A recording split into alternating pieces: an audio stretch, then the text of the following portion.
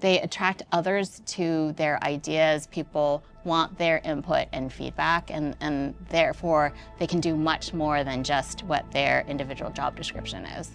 Welcome to Divot, the community for people making their mark on the world, where each week I sit down with the greatest minds in business, tech, sports, and entertainment to uncover the moments, decisions, and lessons that shape their journey so you can shape yours. Go to divot.org to learn more, or subscribe on YouTube, Apple Podcast, or Spotify. Divot. Today we're in downtown San Francisco with Anne Raimondi, the COO and head of business at Asana. She drives global growth and operations for a platform trusted by millions of teams around the world. Anne's career spans 2 decades of building scaling category-defining companies. She's held leadership roles at Zendesk, TaskRabbit, and SurveyMonkey. She co-founded One Jackson, which was acquired less than a year after launch, and today she serves on the board of Gusto and Patreon. Beyond the boardroom, Anne is also an educator and mentor. She teaches at the Stanford Graduate School of Business, coaching the next generation of executives. Her journey is about empowering people to thrive, redefining work with purpose and impact, and having fun along the way. Hope you enjoy it. Tell me a little bit about your family and what did your parents do? So I grew up in San Jose, middle of 3 girls. My parents immigrated to the country when my dad got his PhD at the University of Chicago. So, child of immigrants. My dad was an engineer and actually worked at both GE and then IBM, and later in his career was an AI researcher, actually. And then my mom stayed at home with us for many years until my older sister went to college. And then my mom had a remarkable career because she was a stay-at-home mom forever. Got a job as a bank teller, and then just kept getting promoted because she was really great at what she did and people loved her, and then turned out to be a super successful mortgage broker. And so my dad would kind of joke of like, if I knew you were going to be such a successful mortgage broker, maybe we should have switched roles, because she just like had this amazing career. So, but now they're both retired, and their job is to be great grandparents, which they are fabulous. And when you think about yourself, like how do you self-describe sort of your skill set or the things that you're really good at? I think of myself as like a problem solver. You know, I'm happiest when there's like a really interesting, meaty problem to solve, whether it's an organizational problem or a business problem. But I love being in there and being able to figure things out. You've said that curiosity is one of your superpowers. How do you go about digging into a problem and sort of wrapping your hands around it? Do we first all agree on what problem we're trying to solve and who we're trying to solve it for? And then ultimately, like, how will we measure ourselves? Are we successful in solving the problem? And I think that curiosity, for me, means like we're always learning together, and there's like generation of ideas and energy when you stay in a place of being curious. How do you know that you're actually solving the right problem? I will say like that comes from experience of learning as many times, hey, that wasn't actually the problem we should have solved, as the times when it's like, okay, we did get it right, or we are focusing the team's time and energy on the right thing. Ultimately, I think it's measured by, to me, it's measured by, are we making a difference to our customers? Another way to think about it is like, we are generating value exchange, right? Whether that's a customer is buying more of a product or service that you're selling, a customer spending time with you to give you input, like that value exchange to me is the sort of truest measure of, are we spending our time on the right things that ultimately then make a difference in people's lives. How do you think about building advocates, whether that's with customers or employees? What's your strategy for building relationships and building people that care about the things that you're trying to make happen? What are businesses or people or products that like I go out of my way to tell people about because I'm so excited about them and they've made a difference in my life, or they've changed something, or they're just like fun and inspiring? And so then I would flip that around, which is, hey, well, you mentioned both employees and customers. It's, am I doing something in a different way that actually makes an impact, that breaks through the noise, or that in the moment for an employee or a customer, they're like, this company or this person really gets me, and they actually help me do something differently or think about something better, and I want to share that. Like, ultimately, that's where advocacy comes from. I've heard you talk about not taking life too seriously, and you're in some very stressful rooms, I would imagine, these boardrooms with very important high growth companies, which can be high growth one day and, dealing with a catastrophe the next day. You're also, we're at Asana today and you're an executive here. How do you think about, like, in spite of all the pressure, in spite of the storms and other things around you, how do you just sort of stay mellow? Because you do seem like you have a good time. Yeah. I like having fun. That matters a lot. And like In work? bringing joy. Oh, absolutely, absolutely. Yeah. Like, why else do it? Don't take yourself too seriously. I learned that from a great founder CEO, Rick Nucci at Guru. And the essence of that is like being able to like laugh at yourself. And like see humor in a situation. And you mentioned sort of being in high pressure settings or big decisions. I think when we bring levity to something, obviously like appropriately, but it brings people together. Like, it can take a little bit of the tension out of the room and remind people that we're like all in it together, and that level of like humanity, and especially being able to see being self-aware enough to see like our own flaws and our own quirks and have some humor in it. It to me, it like is a way to build a deeper connection, as well as like people should laugh more. You build better relationships when you can kind of have can joke together. When things start to get stressful, do you have like coping mechanisms to bring the tension down, or to get people to kind of realize, hey, it's going to be okay, this, we can get through this? In my experience, there's either, hey, we are debating something really important and there's a lot of different views and voices at the table, and everyone is trying to solve an important problem. When there's that kind of tension, I think sometimes just naming it of, hey, are we having the right discussion? Are all the voices being heard? Are we kind of like generating the right ideas and moving the discussion forward? And, the humor may come in from, there was a great example just this week, and I actually called it out with a great executive on my team. Like, it was an intense discussion. He was passionate about a set of recommendations. Another colleague said something and he kind of like came over the top and was just like getting his view across. But then in that moment, he's like, I sound very aggressive right now, and I'm not trying to be aggressive at you. I'm just so passionate. And everybody kind of had a moment where they laughed, and it actually moved the conversation forward. So that recognition and like alleviating the tension actually moved us. There's other situations where the tension is actually like interpersonal, and people are not attacking the issue or the decision, but they're attacking each other. I think that calls for different ways to alleviate it, maybe not with humor, but actually naming, hey, this is starting to feel personal. Are we shifting to attack the problem versus one another? So I think it's got to be contextual, but for me, and maybe it's like I'm a middle child. I was like wired to be a peacemaker. It's like, are we all getting along? Are we talking about the right things? Are we solving the problem? Is everybody happy? I don't really see you as somebody that's screaming at a lot of people at work. You can correct me if you are, but yeah. How do you still get things done if you're not, some people, they use aggressiveness or, anger or the opposite of humor and fun to try to force the things that they want to get done through. Yeah. And it sort of seems like you take sort of the opposite approach, but I assume just as effective.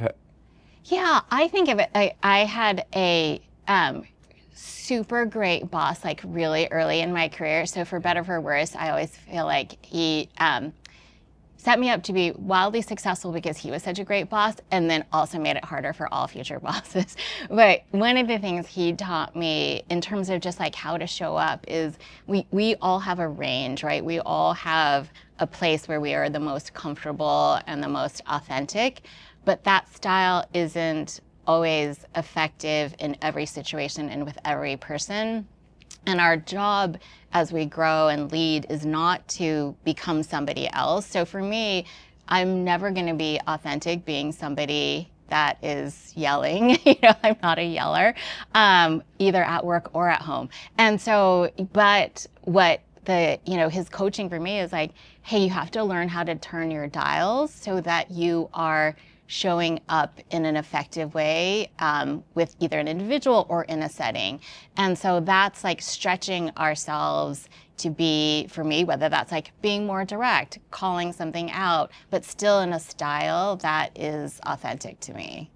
You're a leader in this big public company. You've got new people coming in the company all the time. You've got, stakeholders in other places. Everybody's got kind of competing different things they're trying to do. How do you get people bought in on a vision that gets everyone with all sorts of different groups and all sorts of different kinds of people with all sorts of tenure in a company, all rowing in the same direction around the same vision? To me, the most effective in my career has always been bringing it back to the customer, like the customer's voice and their honest feedback if something's working or not tends to really inspire and rally everybody. Like we can talk about it all day long, but the customer's voice is this powerful, inspiring one if we can bring it to the conversation. Yeah, if you can get literally a customer's voice. Yes. Sometimes. Yeah. Bring them to the office, have them speak, or record something that they've said and how they've said it. It can really, I think you're right, it can completely change the way somebody perceives a problem or an issue, and also it can take a detractor on something that you feel strongly about to making them a promoter almost in seconds. Yeah, absolutely, absolutely. And I think I just learned that throughout my career at like different places. I remember a startup I was at, and there was just like active discussion and debate about features that we were building, and some of the engineers on the team were just like so passionate about these like innovative new solutions that they wanted to be spending time on and experimenting with. And we brought customers in to just have them look at things in process. And I just remember one of the customers was like, oh, all that stuff is super fancy, but I have a question and feedback about how search works on your site, and I just want to show you the struggles I'm having. And the engineers all of a sudden were like, let's go fix that problem. Like, because that's like a very real problem that our customers right now are struggling with. And then that earns us permission to go do these like fancy new things. How can people have an outsized impact in a larger organization? Everybody has an opportunity, whether you're an individual contributor or a manager or a VP or C-level person. I think of impact as, hey, there's the things that you are responsible for, and then the things and people that you influence. And the people, again, at every level that I see have the biggest impact are really intentional about how they show up, how they make recommendations, how they deliver on the things that they are accountable for. And the people that have the biggest impact do both really well. Like the things that they own and they're accountable for, they deliver with excellence consistently, and that earns them more influence, with cross-functional teams, other leaders, people that aren't in their organization. And I see those are the sort of superstars, high performers that have the biggest impact because they attract others to their ideas. People want their input and feedback, and therefore they can do much more than just what their individual job description is. Ambitious people, we're trying to drive our career, we're trying to get to that next step. But how do you coach people to still do that, to still be ambitious, but not be overly territorial or sort of worried about, their area and just focus on getting those things done consistently? I think, ambition directed at the right things is super powerful. Ambition, when it becomes like internal competition, can be destructive. And so sometimes it's just a reminder of, hey, especially within a company, it's reminding yourself and reminding others, like, we actually all signed up to be on the same team, ultimately. And so are we working towards a shared goal? And then just from like, you brought up like, hey, being territorial. I've just seen that so often in my career, people who are single points of failure and really hold on to something. In that moment, they may be really, really important.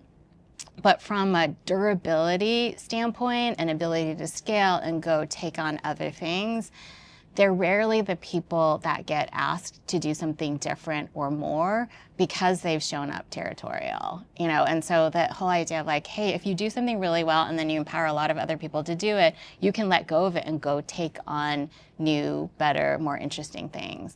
This is one of the things I heard in speaking with Liz Wiseman, is she was saying the people that are the most successful in bigger organizations are the ones that just say yes. Yeah. And then if you combine it with what you just said of like, and be willing, say yes and do it, get it going, and then be willing to let it go. Yeah. And like keep, being that person that a leader can come to and say, I know this person's gonna like just run, if I give them something, they're gonna run with it. And I think even in any organization, my small company, there are people that I just say like, I know if I ask this person to do it, they're gonna nail it. Yeah. And I don't have to worry about it. And this happened to me this last week where I had a feature the customer asked us for. I went to lunch with the customer and they said, I really like this feature. It was kind of a small thing. And, somebody said no in the organization. And then I went to somebody else and 2 or 3 days later, like they had figured it out and it was, hey, we built this and it's live in the product. And that person, I know I can always rely on them. And what's happened to them over the last few years, they've gotten more opportunities, they've gotten promoted, now they're running a team. Now they're getting other things, but it's this sort of idea to like say yes, but what I'm hearing for you is also like be willing to like let it go and move on to the next thing. Yeah, and I bet that person on your team's having more fun and knowing like the impact of their work, right? Like you asked them to do something that a customer asked for, they did it. I bet the customer's excited about it because you responded really quickly. Like that's super fulfilling and fun. And by the way, I love Liz. Like Multipliers is one of my favorite books. So it's like so cool that you're talking to her. I love that you went back to fun, which seems like this common thread for you, because you think, oh, it's work. I have to go to work. Yeah. But actually, we spend so much time at work. I don't know. In the beginning of my career, I started a video game company, and I thought I needed to do a job that actually created fun to have fun. Mm-hmm. And then what I've learned over a few decades of work is that actually having fun at work is working on something I'm interested in, but also working with people that I really love to work with and I have fun with. Because you can have fun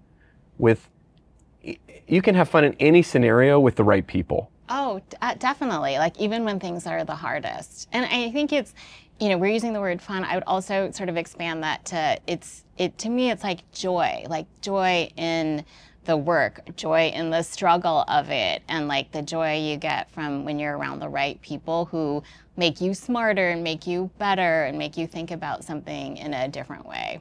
You've said that culture is mission plus values plus norms. Yeah. What does that mean? Yeah.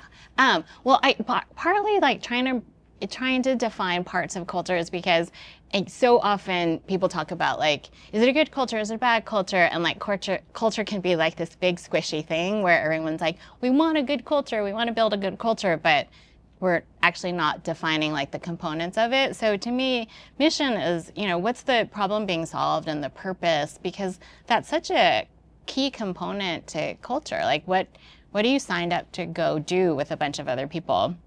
And then values to me are defining how, in some ways, it's like how decisions are going to be made. What are sort of like the guideposts, again, when like leaders or founders aren't in the room in a hard decision, how do you expect people to show up and make those decisions? earlier in my career, like one value that always stuck with me when I was at eBay, that came from Pierre, the original founder, was everybody has something to contribute. That was like one of eBay's core values at the time. And how to tie that to decision making is like, then when people are in the room, that tying to the norms part is, a norm is, hey, have we heard from everybody? Like if our value is everybody has something to contribute, the norms supporting that is really like, what are the behaviors that then reinforce the values? And that to me is the system that builds a culture. Is what problem are we solving? How do we expect people to behave? And what are the norms that reinforce good behavior, but also then give people signal and feedback that they're not behaving in the way that supports, the company culture. How should I evaluate a culture of a company that I'm thinking about going into? Well, one, I would just say, back to curiosity, like ask lots of questions and what of are the different questions people. I would ask? Yeah, I would say one really good one is like, hey, how are decisions made, and how are the hardest decisions made? Like who sort of has decision authority and rights, and does everybody agree on that? Like as you ask different people in a company, do they answer that consistently, and can they articulate the why behind it? I also think, so I think it's like asking lots of questions, especially the questions that matter to you. So maybe coming back to the question, like, how do you know if it's a good culture? First and foremost, you kind of have to know yourself. Like every culture isn't the right culture for, there's cultures that are clearly not right cultures for me. And for that, and I can only know that by knowing myself. Right. How do I know myself? Yeah. Okay. How much time do we? This is like a very different conversation. Now we've shifted into therapy, but no. So like it really is like what matters to you. How do you show up best? And so I encourage people to think about what was the last team I was on that was awesome. Like I felt like I was myself. My strengths were really fully utilized. I got feedback in a way that sort of like helped me learn and grow, as well as like what's the last team or organization I was part of that was like energy draining, and I wasn't my best self, and I didn't feel motivated to wake up every morning and go. Those give you clues on like what's important to you and where you thrive. And then the other thing is I was sharing with you, or like I went to this like really interesting dinner with all these other COOs of different size companies, and a number of the COOs at like earlier stage, they were talking about how they were really experimenting, not just doing traditional interviews anymore, but having people kind of do like a work project. I love that idea. I think that's like one of the most interesting ways to actually de-risk culture, is just like, how do people show up on a normal day? Like how do people actually behave outside of a interview setting? Because in interviews, I think hopefully everybody is like showing up their best, but they're not telling you all the things that are, that are like hard or difficult. Yeah, sometimes they don't, and it's really concerning. Yeah, exactly. It's like, we're so glad you're here now. Now let us tell you what it's really like here. Can I meaningfully affect or change a company's culture, or do I need to pick a company that has the right kind of culture for me going into it to have a good experience? So much of it depends on like, how big is the company? What's your role, right? Like the smaller a company, then anybody being added to it, because culture, is a living, breathing thing. So each additional person, if you're a 10-person company, anybody joining is going to impact the culture. If you're a 10,000-person company, there's probably only a small set of people, generally in leadership positions, who can make a significant impact on company culture.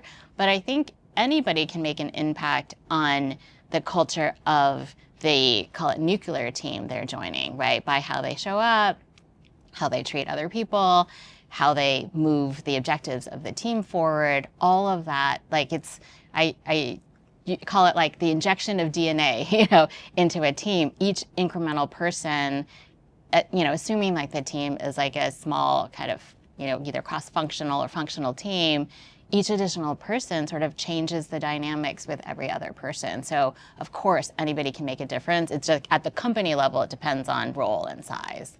How do you and Asana think about training leaders and leveling people up?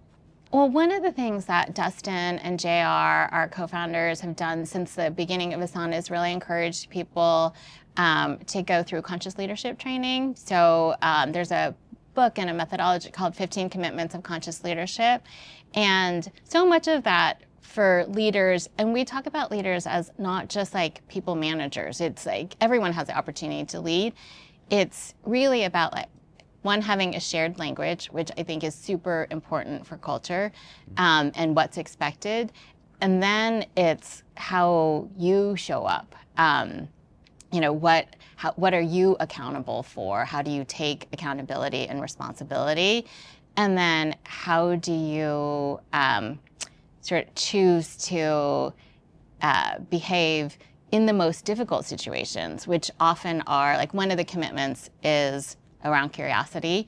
And one of the commitments is around being open to it's called the opposite of my story is true. And that's really like, we can sort of hold beliefs so tightly. And are you willing to sort of let go of your own story and your own beliefs to understand what someone else's experience might be and how that can generate better conversation, better relationships, and ultimately better outcomes.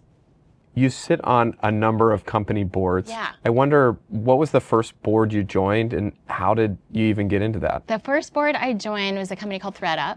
And how it happened actually is I was having lunch with a friend who was a VC and investor in the company. And she asked me like, hey, what are some things that you're thinking about? What are goals that you have? They were a startup at the time? They were a startup at the time.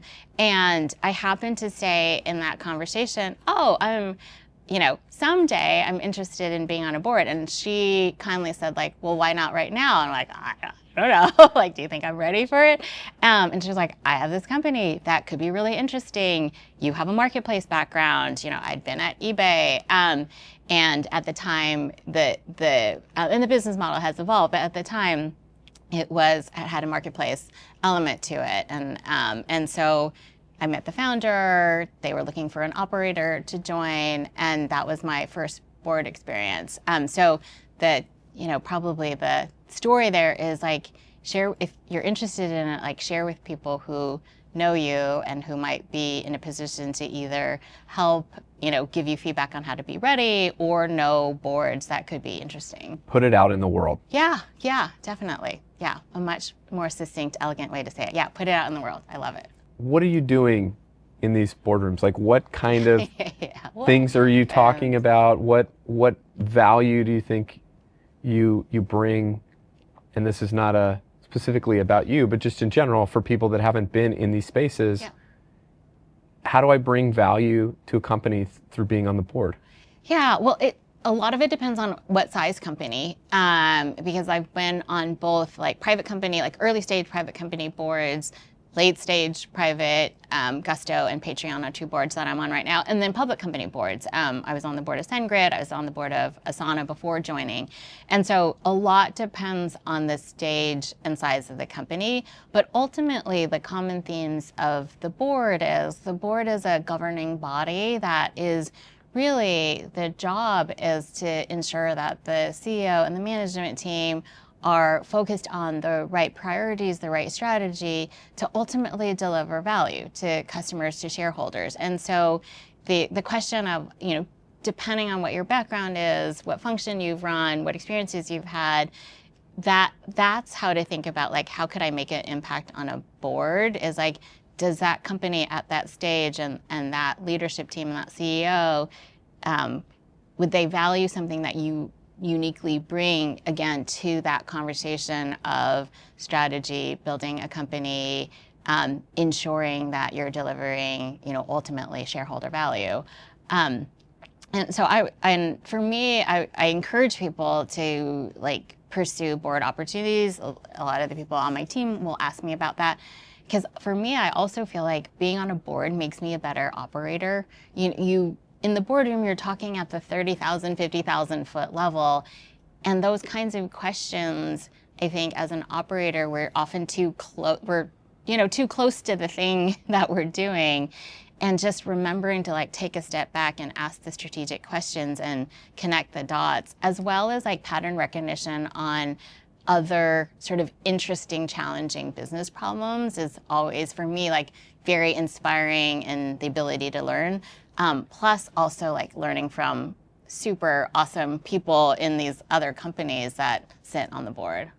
Why did you originally want to be in the boardroom? I think it was just a curiosity and a desire to be part of a different kind of conversation that was more strategic, and that, when you're an operator, again, like all the things, you should know them very, very deeply. And there's something very intellectually interesting and rewarding to be able to have, I would say, like, have a stake in it, but have also some distance and objectivity.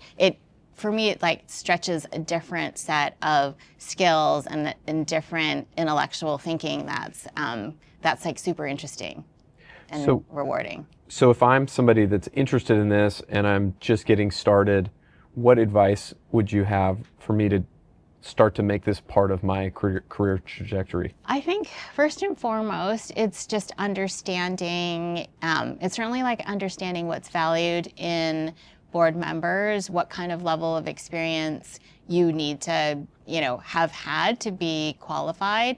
And then it's what we talked about earlier is those people that know you and trust you, or that you trust and know what you're great at and what your capabilities are, letting them know that you're interested. And then I would say listening to the feedback that they give you on how to build a path where you can become a qualified board member, and then what kinds of board roles would you be good at to start out with. So being in the boardroom is a way for you to personally grow, but it's also a way to have another, income stream. It's another way to meet really interesting people. The sort of pattern recognition thing, as well as like just to see, oh, this problem's happening over here. It can kind of help you, and we're solving it. This is how I can solve it over here. Yeah, and there's another part to it that we hadn't talked about, which I think for me was a motivator, is it's also an opportunity to make an impact. Certainly and for me, the boards I've been on are all founder, CEO led. So for me, it's another opportunity to work with really great founders who are building important businesses and products that they're putting out in the world, and so back to like how to think about it. It's not so different as thinking about it even for like a job or career opportunity. I think it's do I believe in the mission and the purpose of the company? Do I think my unique experiences and what I enjoy doing and thinking about and have value to add is going to be impactful for that particular founder, CEO, and management team in this moment and in this next arc of their journey? And then do I like the people, both the other board members? Like, do I feel like I'm going to learn and grow with them? But in particular, as a board member, the relationship with the CEO is critical. Like, can we build a relationship of trust? Am I going to be able to give difficult feedback and important, insightful feedback in the moment, and will that person, respond to that? Because otherwise, it's not fulfilling. If you're just like sitting on the board because it's like it's got a corporate responsibility, right? Yeah, or something. Yeah. Like you want, or at least for me, like I want to matter. If I'm going to spend my time doing something, I want to know that it matters.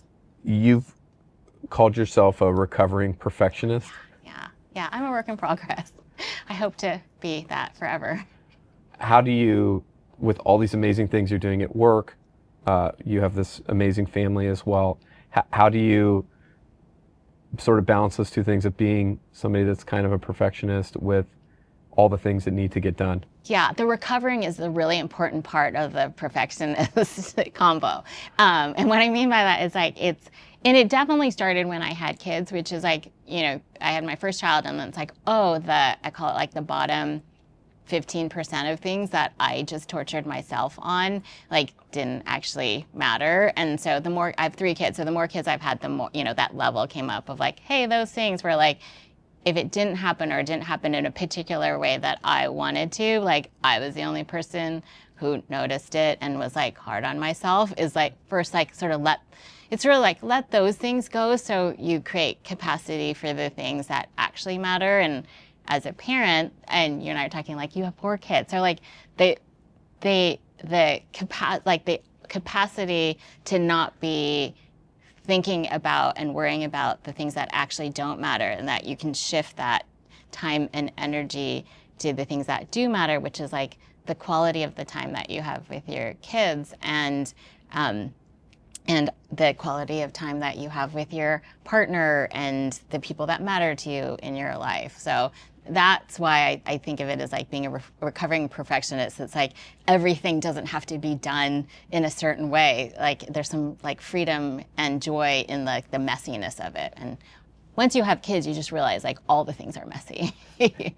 Everything's always messed up. Everything is always messy. Yeah, like you cannot even if you got everything clean, once they're in bed, the day starts over again and it's messy again. And so there's something actually very liberating about like understanding that and living in that. Totally, totally.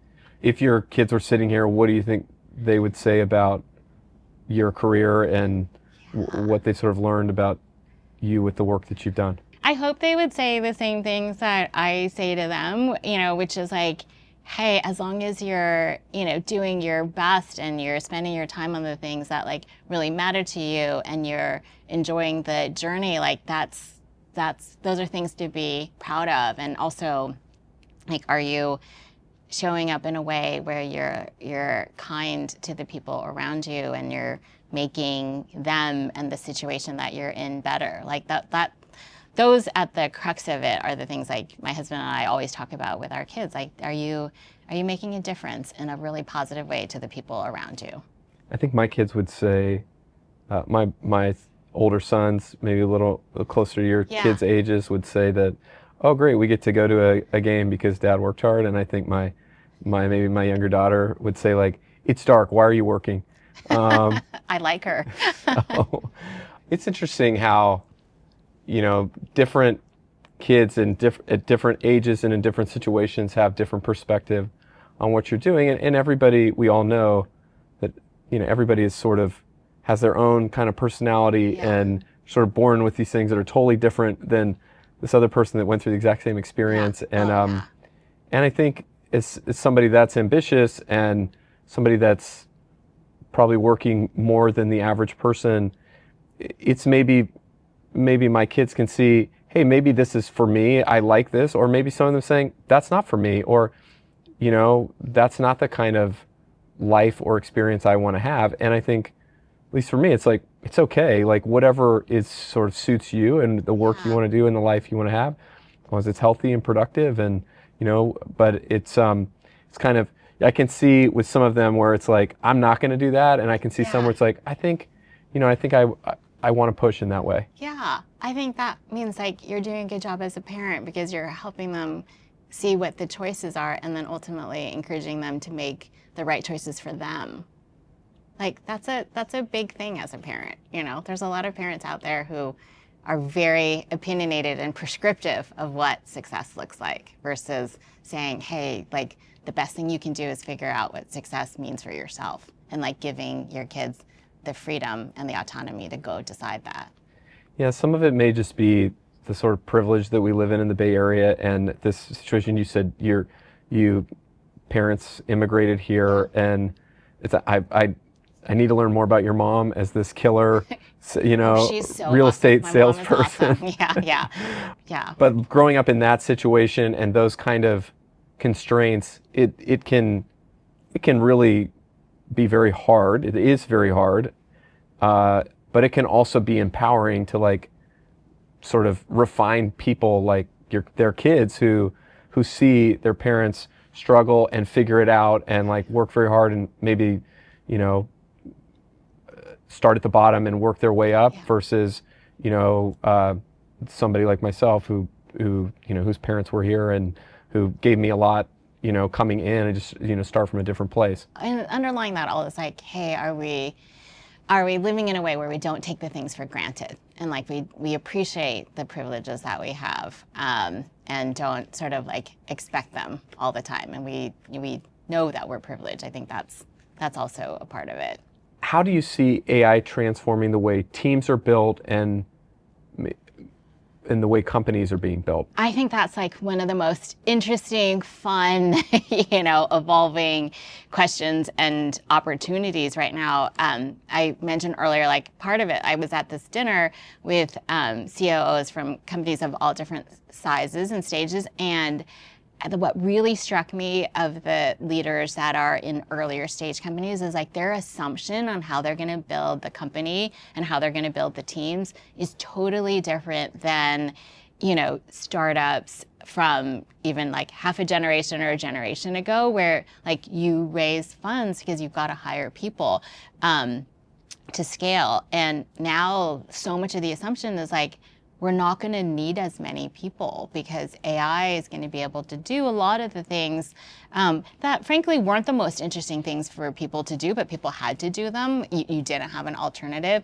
And so I think that it was just so fun and interesting to see and hear how they were thinking about it, which is also, you know, gives us inspiration at a larger place, who's also focused on AI and how that would transform. But it really is like the kinds of people you need are you've always needed them, but more so now if you're gonna have a much smaller team, it's like first principles thinkers, people who are like problem solvers, in some cases like more generalists than specialists, because you want them to be able to keep, again, like inventing things with AI and doing things with AI that then free them up to go do the next thing. So it probably even accelerates back to our earlier conversation of those folks that are multipliers more than ever. Like that's the makeup of people who are going to be successful in a AI first, AI driven environment. If I'm a growth mindset kind of person, and I'm seeing all of these changes and improvements and inventions coming from AI, but my company is not adopting those things, what advice would you have for somebody to really take advantage of those things in spite of maybe a culture that's sort of running behind? Yeah, I would say, well, first and foremost, assuming like you love the company and the job and you want to stay there, right? Because like my first advice might be like, hey, are you in the right place? Like, if you're a growth mindset person who wants to adopt AI and your company's resisting it, are there other opportunities, other places? But let's assume like you love your job and you love your company and you really want your company to embrace it. Then I would say like it's never been easier to prototype. You don't have to be a programmer. Like it's never been easier to actually use AI and prototype solutions that are working solutions and go show, you know, versus like tell. And I think that's what's so exciting about it is like very quickly you can galvanize people around you because you are literally showing them how something can be done in a better, faster way. That's a great point. You can make so much progress so quickly that you could use that to win people over and sort of just see, look what I'm doing and look at the gains that I'm getting. You can do it too. Just, you know, here's how I did it. Right. You don't have to spend your time in meetings or writing emails about it, trying to advocate or lobby. Like in that time that you would have spent doing that in the past to like garner resources for something, you could probably have solved that problem and, you know, and 9 more and like show people a better way. What have you done here at Asana to foster a culture that's sort of looking at AI as a way to improve what you're working on? First and foremost, we've just said like this is our expectation. Like we want everybody to be, every Asana to be enabled and empowered to confidently use AI and even have like an AI first approach to their work. So I do think sort of like the foundational, you know, obviously like it's different across different functions, right? Our engineering team has been building, you know, AI products. Like it's a very different, like the level of depth and proficiency and innovation is going to be different in different functions, just like naturally given what people's daily work is. But we've said, hey, no matter what your function is, we expect that you are approaching it from an AI first standpoint, and then providing the enablement and the tools to be able to do that. I think now as we've done that, the other thing that we're doing is maybe a more sort of tops down approach, because what we're seeing, what our customers are seeing, I think what's happening in the industry for sort of medium-sized or larger companies is, look, you're going to get productivity gains at the individual and team level if you sort of empower everybody and say, hey, everybody can adopt the tools that they want. But like real transformation has to happen has to be led by, C-level execs to be able to say this set of workflows or problems or challenges or opportunities, we need it, not just want it, we need it to be AI first. And like, we're going to set ambitious goals, whether for cost efficiency or acceleration of growth, and we expect that transformation through AI. I've seen some of the biggest detractors inside of our company around what AI is going to do and how it's going to change things become some of the biggest promoters. And as they've used it, and as we've shared, I think this idea of just, if you use it, as you're saying, use it yourself, get gains from it, and then just share it and just tell people. And it's sort of like, here's this hack I found. It's like, going on to Reddit or something, or somewhere that you find online of like some support forum somewhere, like, oh, I did this in this way, like share that with the company. And then that's going to get more people open to like, oh, I can try that. Oh, I can, I can crack open that door. And it could start to snowball as many of these other people start adopting it. Yeah, absolutely. Absolutely. Outside of family, who's the human being that you most admire? Yeah, I'm glad you qualified that, because then I can say, family, I would have picked all of you. So they don't feel bad that I'm not naming them. I want to share somebody that I know really well, because I actually have seen her lead through so many different situations, and like, I have the privilege of like actually knowing her as a human being versus like what I read about somebody or what I might imagine they're like. And so someone I admire so much is my best friend, Amanda Clea. She it was at Zendesk with me through lots of different chapters there, from like a private company to a public company. And I got to see how she led and made decisions. And then she was super early at Figma and built out all of go-to-market for them. So 5+ years leading there. And the reason I admire her is not those like external successes, though she has many of them. It's like, she's just such a great, consistent leader. She is able to speak the truth in a way that people hear it and respond to it and listen and like, act and learn and grow. And then I think the other is like, she's not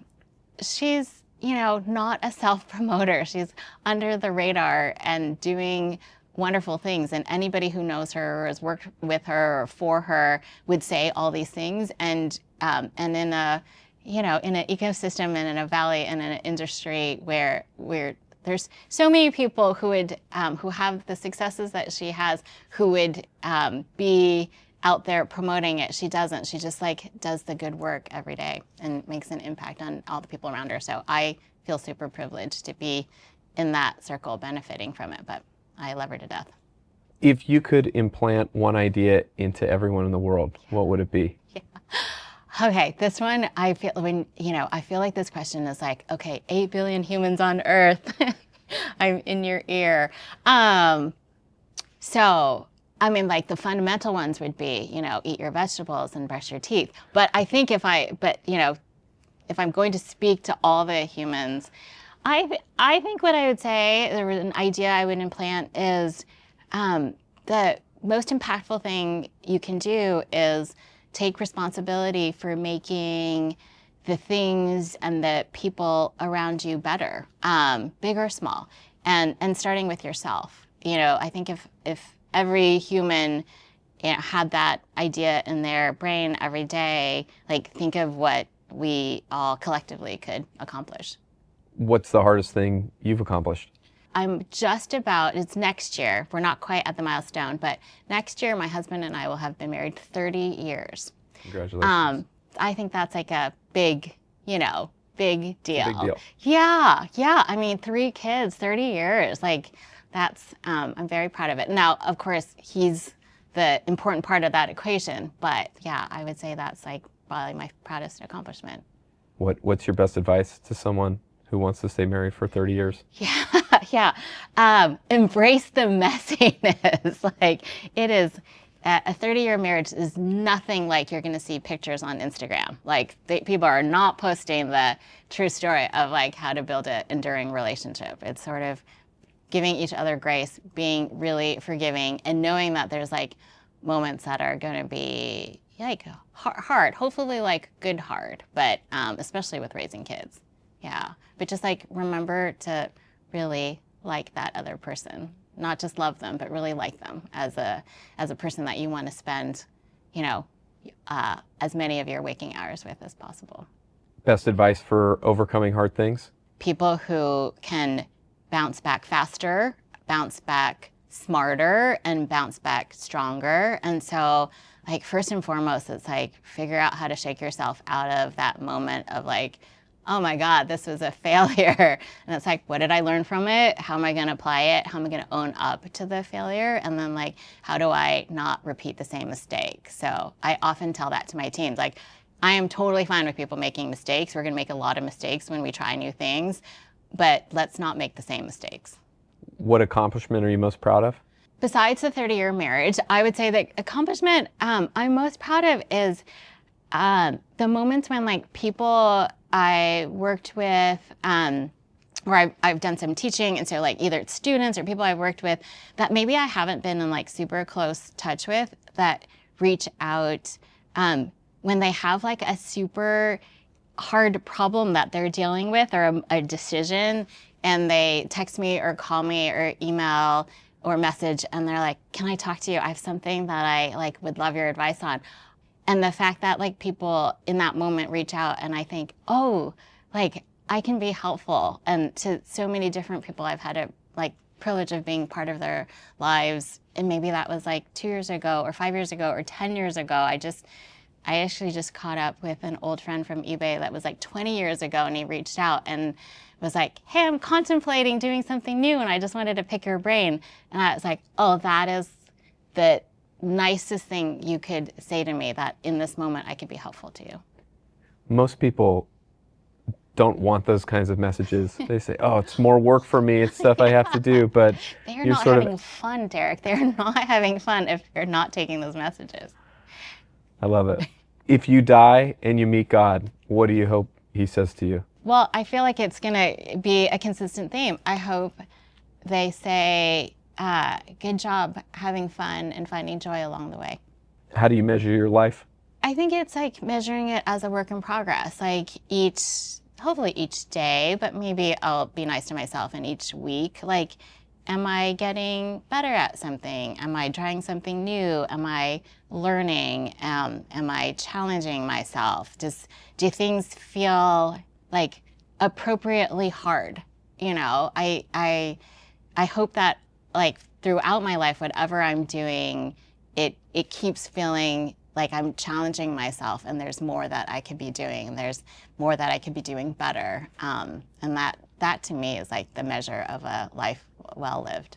What's the biggest impact you want to make on the world? I hope that in all the interactions that I have with people, that the impact that I can make is like encouraging people to use their time and talent in the best way possible. Like those are the 2 gifts we have to give. And so the impact I would love to have is that anybody that I've been privileged to be part of their life or work in an organization together, like they remember and hold themselves to that.